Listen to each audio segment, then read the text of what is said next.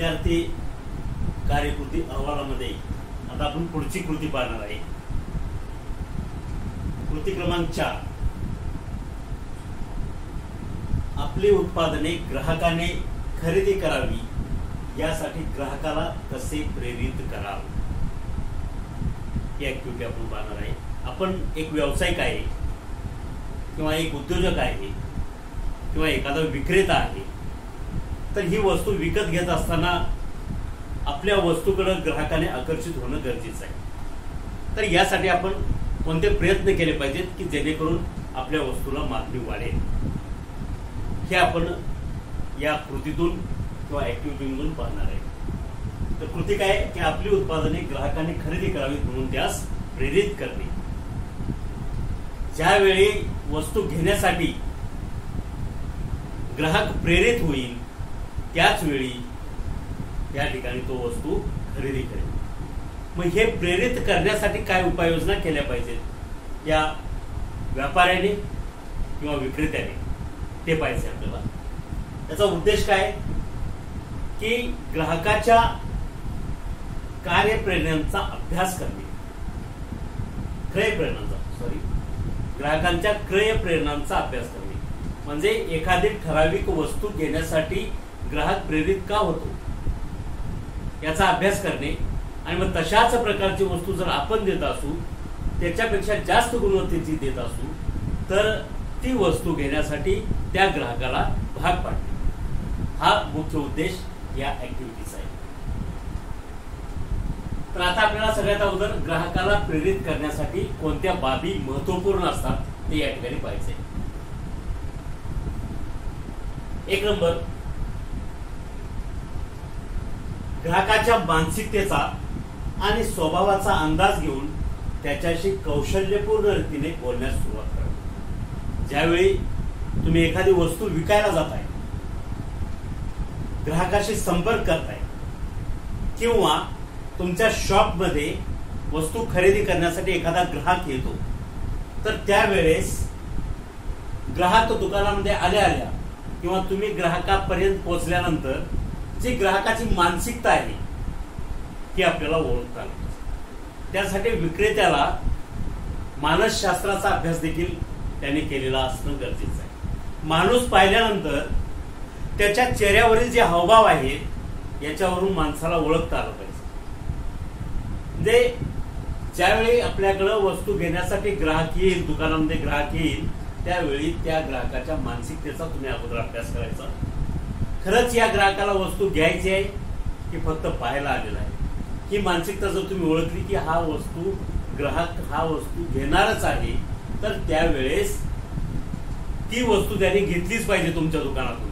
फक्त तो जर तुमच्या दुकानामधून पाहून वस्तू दुसऱ्या दुकानामध्ये गेला आणि तिथं जर त्याने वस्तू घेतली, याचा अर्थ तुम्ही त्याला पटवण्यामध्ये कमी पडला. त्यामुळे आलेला ग्राहक बार्गेनिंग करण्याच्याही मूडमध्ये असतो.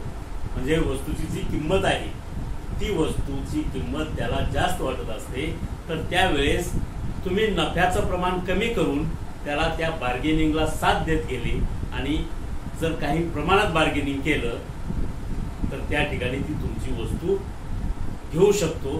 त्यासाठी तुमच्यामध्ये ती कला असली पाहिजे की आलेला ग्राहक वस्तू न घेता बाहेर गेला नाही पाहिजे. म्हणजे आलेला ग्राहकाला निश्चितच वस्तू घ्यायची आहे का याची मानसिकता तुम्ही तपासली पाहिजे. जर त्याला वस्तू घ्यायचीच आहे असं जेव्हा तुमचं मन तुम्हाला सांगतंय, त्यावेळेस त्या ग्राहकाला वेळ प्रसंगी बार्गेनिंग करून ती वस्तू विकायचीच, नफा कमी मिळाला तरी चालेल. तर अशा पद्धतीने ग्राहकाच्या मानसिकतेचा आणि त्याच्या स्वभावाचा अंदाज घेऊन त्याच्याशी कौशल्यपूर्ण रीतीने तुम्ही बोलण्यास सुरुवात करा. साहेब, तुम्हाला कोणती वस्तू पाहिजे? अमुक अमुक वस्तू पाहिजे सांगेल. हे पाहिजे वस्तू अशा अशा कंपन्यांच्या आमच्याकडे उपलब्ध आहेत, याच्यामध्ये अशा अशा पद्धतीचे स्पेसिफिकेशन्स आहेत. अशा अशा पद्धतीने तुम्ही जर दुसरीकडे गेला, दुसऱ्या कंपनीची घेतली तर याच्यापेक्षा गुणवत्ता त्याच्यामध्ये कमी आहे, तर हे तुम्हाला पटवून त्याला देता आलं पाहिजे. म्हणजे सुरुवात जी आहे ती सुरुवात चांगली पाहिजे, गोड स्वभाव तुमचा असला पाहिजे.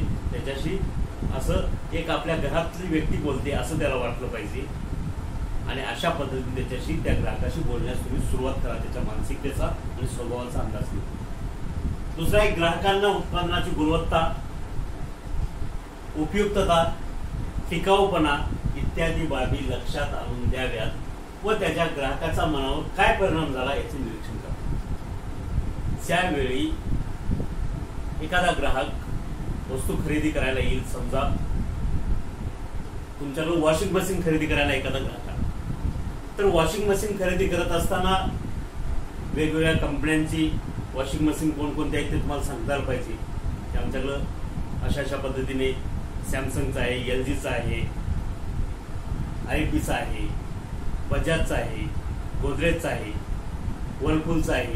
ही वॉशिंग मशीन आहेत. याच्यामध्ये ऑटोमॅटिक, सेमी ऑटोमॅटिक असे प्रकार आहेत.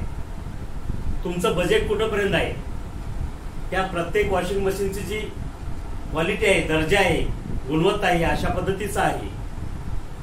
तुम्हाला किती बजेटपर्यंत पाहिजे त्या पद्धतीने मी तुम्हाला वस्तू दाखवतो. तुम्हाला पण परवडलं पाहिजे, आम्हाला पण परवडलं पाहिजे आणि तुम्हाला सर्व्हिस चांगल्या प्रकारे मिळाली पाहिजे. गुणवत्तापूर्ण वस्तू पण तुम्हाला योग्य किमतीत मिळाली पाहिजे, यासाठी आम्ही प्रयत्न करतोय. तर अशा पद्धतीने एक वातावरण निर्मिती त्या ठिकाणी करायची. म्हणजे आपल्याकडे ज्या वस्तू आहेत त्यांची क्वालिटी कशा पद्धतीची आहे हे त्यांना सांगायचं. त्याच्या उपयुक्तता, म्हणजे सेमी ऑटोमॅटिक तुम्ही वॉशिंग मशीन घेतलं तर त्याच्या उपयुक्तता कोणत्या कोणत्या आहेत. त्याला 2 टब असतात, एक वॉश टब आणि दुसरा ड्राय करण्यासाठी स्पिन टब. तर असे 2 वेळा त्या प्रोसेस करावे लागतात. अशा पद्धतीने त्यांना सांगायचं. तुम्ही जर ऑटोमॅटिक वॉशिंग मशीन घेतले, थोडे पैसे जास्त जातील, पण तुम्ही एकदाच कपडे त्याच्या आतमध्ये टाकले, नळ चालू केला, वाल चालू केला, तर ऑटोमॅटिक कपडे धुवून सुकून सगळ्या प्रोसेस त्या ठिकाणी तुमच्या पूर्ण होतील. अशा पद्धतीने त्यांना पटवून द्यायचं. म्हणजे त्याची उपयुक्तता आणि टिकाऊपणा, ती वस्तू किती टिकाऊ आहे, त्याला तुम्ही वॉरंटी किती देणार आहे, गॅरंटी किती देणार आहे, सर्व्हिस कशी देणार आहे, विक्रीनंतरच्या सेवा फार महत्वाच्या असतात, त्या सेवा कशा देणार आहे, त्या सगळ्या बाबी त्यांच्या लक्षात आणून द्यायच्या. आम्ही चांगल्या प्रकारे सेवा पुरवतो. तुम्ही फोन केल्या केल्या आमचा त्या ठिकाणी जो टेक्निशियन आहे तो टेक्निशियन त्या ठिकाणी येईल. जर काय बिघाड झाला तर त्या ठिकाणी तुम्हाला दुरुस्त करून देईल किंवा ताबडतोब मशीन बदलून देखील देईल. अशा पद्धतीने त्यांना आत्मविश्वास द्यायचा. आणि हे सगळं सांगितल्यानंतर त्या ग्राहकाच्या मनावर तुम्ही जे काय सांगितलं त्याचा काय परिणाम झाला याचा अंदाज घ्यायचा आणि त्याच्यानुसार ती वस्तू घेण्यास त्याला भाग पाडायचं.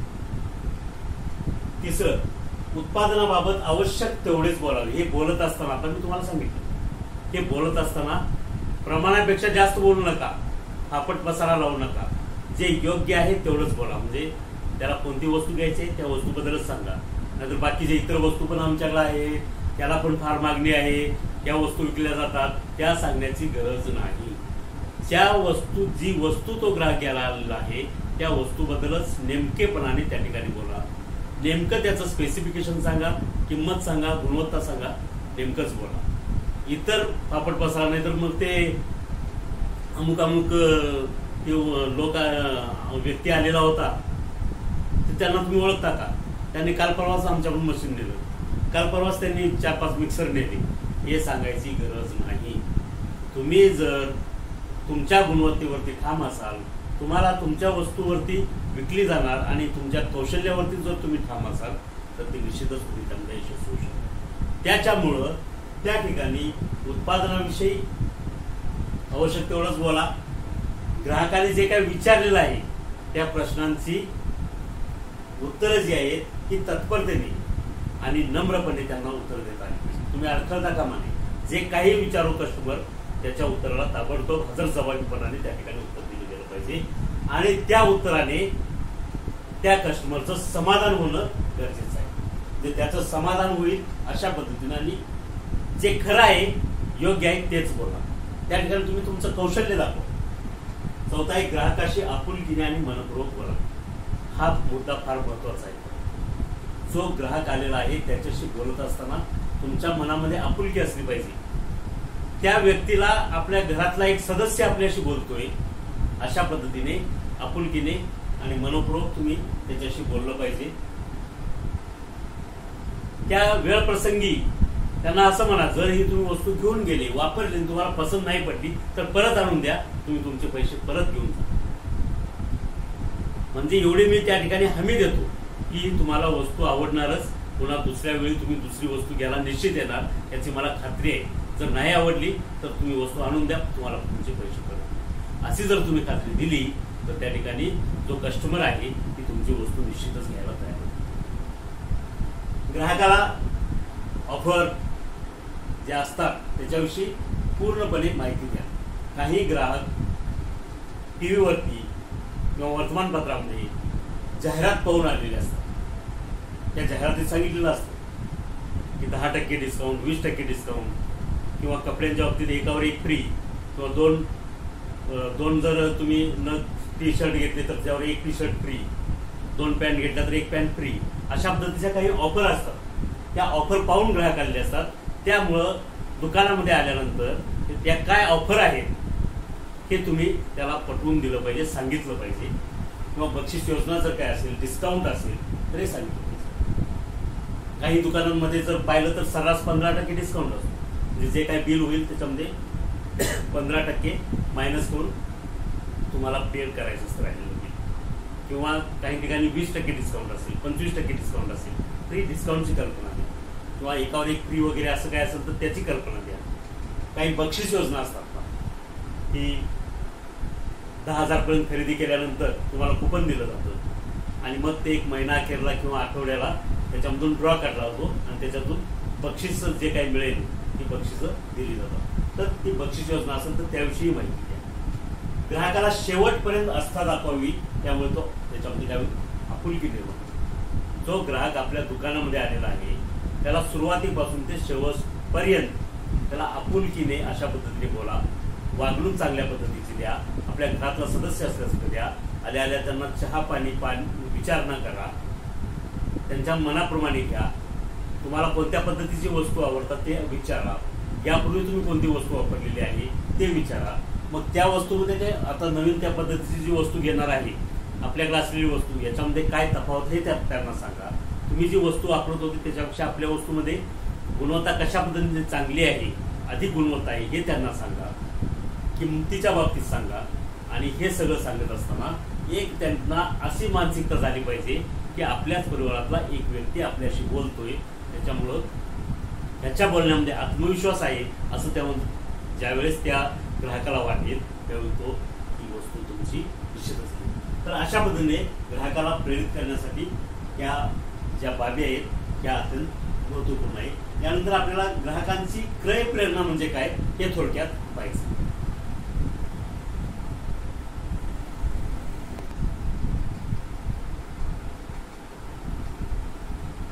ग्राहकांची क्रय प्रेरणा, याच्या अगोदर आपण आता काय पाहिलं की ग्राहकाला प्रेरित करण्यासाठी कोणत्या बाबी महत्त्वपूर्ण आहेत ते पाहिजे. यासाठी क्रय प्रेरणेचा त्याचा अभ्यास करणं गरजेचं आहे. तर क्रय प्रेरणा म्हणजे काय पहा, ग्राहकाच्या मनामध्ये वस्तू खरेदी करण्याची प्रबळ इच्छा उत्पन्न होणे म्हणजे क्रय प्रेरणा. ज्या वेळेस एखाद्या व्यक्तीच्या मनामध्ये आपण ही वस्तू घेतलीच पाहिजे अशी इच्छा, प्रबळ इच्छाशक्ती निर्माण होते, त्यावेळी त्याला त्या ग्राहकाची क्रय प्रेरणा असं म्हटलं जातं. उदाहरणार्थ, मला कार घ्यायची आहे आणि ही कार घेण्यासाठी मी सातत्याने चौकशी करतोय, आजूबाजूला मित्रांना विचारतो कोणती कार घ्यावी, काय करावी, म्हणजे माझ्या मनामध्ये कार घेण्याची क्रय शक्ती निर्माण झाली. तर अशी प्रबळ इच्छाशक्ती, आता ही इच्छाशक्ती जी आहे ही इच्छाशक्ती पूर्ण होण्यासाठी त्याला अर्थशास्त्राच्या नियमानुसार आर्थिक पाठबळ पण असणं गरजेचं आहे. काही वेळा काय होईल पहा, माझी इच्छा खूप आहे की कार घ्यायची, पण जर माझ्याकडे आर्थिक पाठबळ नसेल, पैसे नसतील तर ती माझी इच्छा पूर्ण होणार नाही. की माझी क्रय शक्ती पूर्ण होण्यासाठी त्याला पैशाचं देखील पाठबळ असणं गरजेचं आहे. तर त्याच वेळी तुमची जी काही मागणी आहे ती मागणी पूर्ण होईल. अर्थशास्त्राचा नियम आहे की इच्छेला जर पैशाचं पाठबळ असेल तरच ती जी काही तुमची इच्छा आहे ती पूर्ण होऊ शकते, किंवा जी तुमची मागणी आहे ती मागणी पूर्ण होऊ शकते. म्हणजेच त्याच्यामध्ये क्रय शक्ती निर्माण झाली. म्हणजे क्रय शक्ती केव्हा निर्माण होईल, त्या ग्राहकाकडे पैसा पण आहे आणि त्याची ती वस्तू घेण्याची प्रबळ इच्छाशक्ती झालेली आहे, त्यावेळी ती त्या ठिकाणी त्याची क्रय शक्ती निर्माण झाली आपल्याला असं म्हणता येईल. आणि ही मानसिकता आपण ओळखायची ग्राहकाची ही जी क्रय शक्ती आपण ओळखली पाहिजे की याच्याकडे पैसा पण आहे आणि याची इच्छा पण आहे, तर या कस्टमरला आपण जाऊ द्यायचं नाही, याला वस्तू आपली घेण्यास भाग पाडायचं. तर या क्रय शक्तीचा ग्राहकाच्या अभ्यास करणं गरजेचं आहे. त्यामुळे प्रबळ इच्छाशक्ती निर्माण झाली आहे, तर ती इच्छा त्याची आपण पूर्ण करायची की ती वस्तू आपल्याकडं तो ग्राहक आल्यानंतर ती वस्तू त्याला घ्यायला भाग पाडायचं, त्याच्या मानसिकतेचा विचार. तर प्रत्येक खरीददारामध्ये जो कोणी ग्राहक आपल्याकडे येतो, कोणत्याही प्रकारचा किरकोळ ग्राहक सुद्धा असेल, किरकोळ दुकानामध्ये, किरकोळ किराणा मालाच्या दुकानामध्ये वस्तू घेण्यासाठी जो ग्राहक गेला, त्याच्यामध्ये देखील ती वस्तू घेण्याची क्रय शक्ती निर्माण होणं गरजेचं आहे. तर प्रत्येक खरेदीदारामागे किंवा प्रत्येक ग्राहकामध्ये ही क्रय शक्ती, जेव्हा तो दुकानामध्ये येतो त्याच्यामध्ये ती क्रय शक्ती निर्माण झालेली असते, म्हणून तो त्या ठिकाणी वस्तू घेण्यासाठी असतो. तर ही क्रय शक्ती निर्माण होण्यामागं वेगवेगळी कारणं असतात. उदाहरणार्थ, काही वेळा प्रतिष्ठेसाठी केलेली खरेदी असते. आपले बाकीच्या मित्रांकडं 4 चाकी गाड्या आहेत, कार आहे, आणि आपल्याकडे अजून 2 चाकी पण नाही. म्हणजे या ठिकाणी आपण कुठेतरी कमी पडतो असं त्याचं मन त्याला म्हणतं. मित्रांमध्ये, नातेवाईकांमध्ये राहत असताना आपली प्रतिष्ठा कमी व्हायला नको, प्रतिष्ठेपायी समाजामध्ये आपण प्रतिष्ठित दिसावं यासाठी आपण अगोदर 2 चाकी घेऊया, नंतर 4 चाकी गाडी घेऊया असं त्याला वाटू लागतं, नंतर आलिशान मोठी कार घेऊया. अशा पद्धतीची त्या ठिकाणी त्याच्यामध्ये क्रय शक्ती निर्माण. म्हणजे प्रतिष्ठेसाठी लोक इतर मित्रांकडे, इतर नातेवाईकांकडे कार आहे, मग आपल्याकडे का नको, ही भावना त्यांच्या मनामध्ये निर्माण होती, ही क्रय शक्ती निर्माण होते. आणि मग तेवढा पैसा जर असेल तर त्या ठिकाणी ती व्यक्ती कार घेण्यासाठी त्या ठिकाणी जाते. म्हणजे प्रतिष्ठेसाठी केलेली खरेदी ही देखील या क्रय शक्तीमध्ये बोलते. काही ठिकाणी विशेषतः महिला वर्गामध्ये आपण इतर महिलांमध्ये आपण उठावदार दिसावं, 4 चौघीमध्ये त्या ठिकाणी आपण शोभून दिसावं, सुंदर दिसावं, म्हणून स्त्रिया काय करतात की सौंदर्य प्रसाधन असतील किंवा मोठ्या किमती साड्या असतील, ड्रेस असतील, याची खरेदी करतात की ज्याच्यामुळं आपण इतर महिलांपेक्षा असं सुंदर त्या ठिकाणी दिसण्याचा त्या प्रयत्न करतात. म्हणजे त्या ठिकाणी 4 चौघीत सुंदर दिसावं म्हणून स्त्रियांनी खरेदी केलेली सौंदर्य प्रसाधन असतील. हा देखील एक क्रय शक्तीचा भाग आहे. आता ही जी क्रय शक्ती आहे ही स्थळ, काळ आणि प्रसंगानुसार व्यक्तीच्या मनामध्ये निर्माण होत असते. म्हणजे त्या ठिकाणचा असलेला परिसर, उदाहरणार्थ ग्रामीण भागामध्ये जर तुम्ही पाहिलं तर ग्रामीण भागामध्ये निर्माण होणारी क्रय शक्ती त्या नागरिकांमध्ये वेगळी असेल, परंतु शहरी भागामध्ये जर तुम्ही गेले तर त्या ठिकाणी स्थळ बदललं तर त्या ठिकाणची क्रय शक्ती ग्राहकाची वेगळी असते.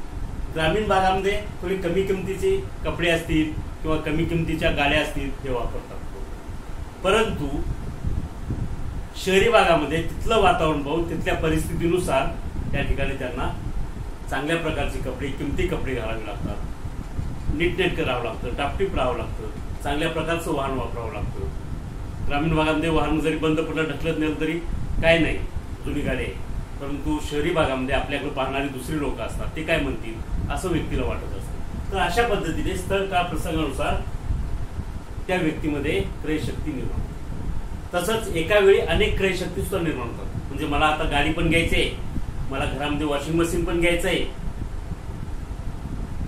त्याचबरोबर मला 2 गुंठे जागा पण घ्यायची आहे, त्या ठिकाणी घर पण बांधायचं आहे. म्हणजे या ज्या क्रय शक्ती आहेत त्या एकाच वेळी माझ्या मनामध्ये अनेक क्रय शक्ती देखील निर्माण होतात.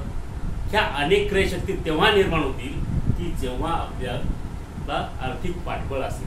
आणि असं पाठबळ असेल तर अशा पद्धतीने सर्वांनाच खुश ठेवण्यासाठी अशा पद्धतीच्या क्रय शक्ती निर्माण होतात. म्हणजे मला प्रतिष्ठेसाठी कार घ्यायची आहे, घरामध्ये गृहिणीला खुश ठेवण्यासाठी त्या ठिकाणी फ्रीज घ्यायचं आहे, वॉशिंग मशीन घ्यायचं आहे, सगळ्यांकडे बंगला आहे म्हणून मला त्या ठिकाणी जागा घेऊन त्या ठिकाणी बंगला बांधायचा आहे. तर अशा ठिकाणी एकाच वेळी अनेक क्रय शक्ती देखील ग्राहकाच्या मनामध्ये निर्माण होतात. आता काही महत्वपूर्ण क्रय प्रेरणा आपण पाहूया. अशा क्रय प्रेरणा बऱ्याच असतात, पण आता आपल्याकडे एवढा वेळ नाही. ठराविक ज्या काही महत्वपूर्ण क्रय प्रेरणा निर्माण होतात त्या क्रय प्रेरणा कोणत्या असतात? भूक. प्रत्येक माणसाला भूक ही लागतेच, बरोबर आहे की नाही? भूक लागणे ही क्रय प्रेरणा झाली. आणि भूक लागल्यानंतर ती भूक शमवण्यासाठी आपल्याला काही वस्तू खरेदी केल्या पाहिजेत, जे खाद्यपदार्थ घेतले पाहिजेत किंवा धान्य घेतलं पाहिजे, ते नंतर घरामध्ये आपण शिजवून खाल्लं पाहिजे. तर या ठिकाणी भूक लागणे क्रय प्रेरणा झाली. त्याच्यावर उपाययोजना म्हणून आपण ती भूक शमवण्यासाठी घेतलेल्या वस्तू, अन्नधान्य असेल किंवा खाद्यपदार्थ असेल. स्वसंरक्षण ही देखील एक काय क्रय प्रेरणा. स्वतःच्या संरक्षणासाठी आपण काय करतो? घरामध्ये पहा, घरामध्ये जेव्हा आपण रात्रीच्या वेळी काय करतो, घराला व्यवस्थित मजबूतपणे सगळे दरवाजे बंद करतो, कलीकोंडा लावतो, पुन्हा त्या ठिकाणी मोठं गेट लावलेलं असतं, सेफ्टी डोअर असतं, त्याला व्यवस्थित लॉक करतो आणि आपण सुरक्षित राहण्याचा प्रयत्न करतो. तर यासाठी देखील आपल्याला खर्च करावा लागला. सेफ्टी डोअरसाठी वेगळा खर्च करावा लागला. जी कुलपो वगैरे आहेत ते चांगल्या प्रकारचे भक्कम किंवा अत्याधुनिक प्रकारचा आता जी लॉकिंग सिस्टीम निघाली अशी आपण दरवाज्यानं बसून घेतो. तर या ठिकाणी ही क्रय प्रेरणा कशी झाली? स्वसंरक्षण. स्वतःचं या ठिकाणी कुटुंबाचं संरक्षण झालं पाहिजे. स्वच्छता राहावी, परिसराची स्वच्छता राहावी, घराची स्वच्छता राहावी. म्हणून स्वच्छतेची जी साधनं आहेत, साफसफाईची साधनं आहेत, व्हॅक्युम क्लिनर सारखी अशी साधनं आपण त्या ठिकाणी आपली क्रय शक्ती निर्माण झाली म्हणून ती खरेदी करतो. संचय वृत्ती. काहींना असं वाटतं वस्तू असाव्यात घरामध्ये, वापर जास्त नाही झाला चालेल, पण प्रतिष्ठेसाठी आपल्या घरामध्ये जर कोणी पाहुणे आले, मित्र आले, तर घरामध्ये आपल्या सगळ्या वस्तू आपल्याला दिसल्या पाहिजे. आपल्याला घरामध्ये सगळ्या प्रकारच्या वस्तू त्यांना दिसलं पाहिजे. म्हणजे प्रतिष्ठेसाठी वस्तू संचयित करण्याची वृत्ती काहींची असते. तर ही सुद्धा काय झाली? एक प्रकारची क्रय. त्याचबरोबर गर्व. काही लोक गर्विष्ठ असतात. या गर्वापायी ते न परवडणाऱ्या वस्तू देखील काही घेऊन ठेवतात घरामध्ये, की आपण इतरांपेक्षा वेगळा आहे, आपला जो गर्व आहे हा कमी होता कामा नये असं त्यांना वाटतं. त्यानंतर मनोरंजन होण्यासाठी काही मनोरंजनाची टीव्हीसाठी साधनं असतात, हे गरजेचं आहे. ती देखील क्रय प्रेरणा झाली. स्वामित्व म्हणजे इतरांवरती, स्वामित्व म्हणजे काही इतरांवरती अधिकार गाजवणे, ही अशी प्रवृत्ती काही लोकांची असते. तर स्वामित्व ही देखील क्रय प्रेरणा आहे. मग ही गरज पूर्ण करण्यासाठी काय करायचं, की परिसरामध्ये ज्याच्याकडे गाडी नाही अशी गाडी मी घेणार, आलिशान गाडी घेणार. माझ्या कॉलनीमध्ये सगळ्यांकडे काय महागड्या गाड्या नाहीत, जास्तीत जास्त 10 लाखापर्यंतच्या आहेत, पण मला 25 लाखापर्यंत फॉर्च्युनर गाडी घ्यायची, 30-35 लाखापर्यंतची गाडी घ्यायची, असं जेव्हा वाटतं त्याचा अर्थ काय, ह्याच्यामध्ये स्वामित्व प्रेरणा निर्माण झाली. म्हणून मग ती वस्तू मी घेतो. महत्वाकांक्षा. काहींच्या महत्वाकांक्षा मोठ्या असतात आणि महत्वाकांक्षेपोटी मोठमोठ्या वस्तू, आलिशान वस्तू खरेदी केल्या जातात. काहींची सवय असते की ठराविक दिवसानंतर नवनवीन वस्तू, वेगवेगळ्या पद्धतीच्या वस्तू घ्यायची सवय लागून गेली आहे त्यांना. त्या सवय ही देखील क्रय प्रेरणा आहे आणि त्यानुसार खरेदी होत असते. त्या ठिकाणी सामाजिक प्रतिष्ठा. आता सांगितलं की प्रतिष्ठेपायी लोक इतरांपेक्षा वेगळं दिसण्यासाठी किंवा प्रतिष्ठित आपण पण आहे हे सिद्ध करण्यासाठी समाजामध्ये राहत असताना वस्तू खरेदी करतात. ती देखील सामाजिक प्रतिष्ठा ही क्रय प्रेरणा. त्याचबरोबर आराम, सैन, नीटनेटकेपणा. आरामदायी जीवन जगण्यासाठी, सैन करण्यासाठी देखील वस्तू खरेदी करतो.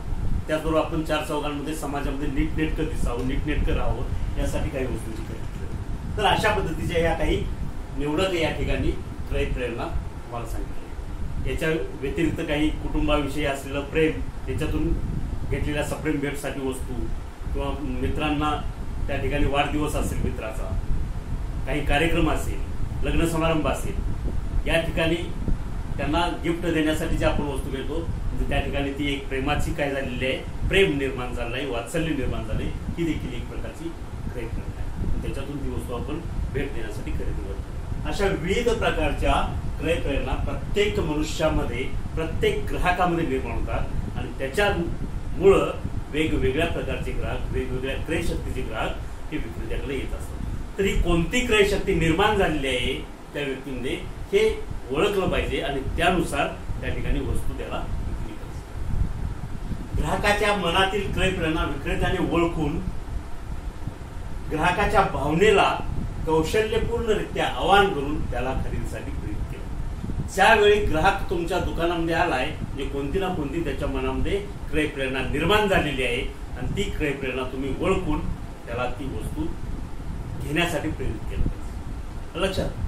तर अशा पद्धतीने या ठिकाणी ही ऍक्टिव्हिटी आहे, ही ऍक्टिव्हिटी तुम्ही लिहायची आहे. आता त्यानंतर शेवटचा भाग आहे काय, निष्कर्ष. याच्यातून काय निष्कर्ष होईल.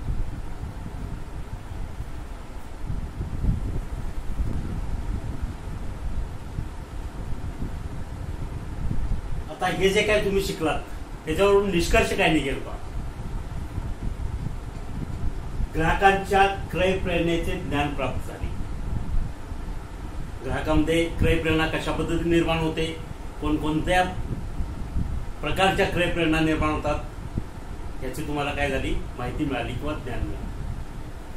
ग्राहकाचे मानसशास्त्र अभ्यासले तर ग्राहकास कौशल्यपूर्ण रीतीने हाताळता येते.